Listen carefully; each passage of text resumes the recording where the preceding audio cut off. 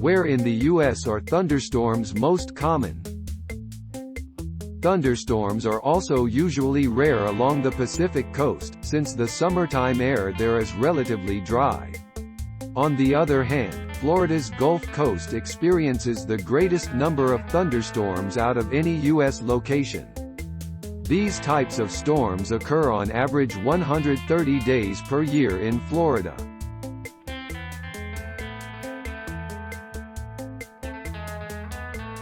Thanks for watching.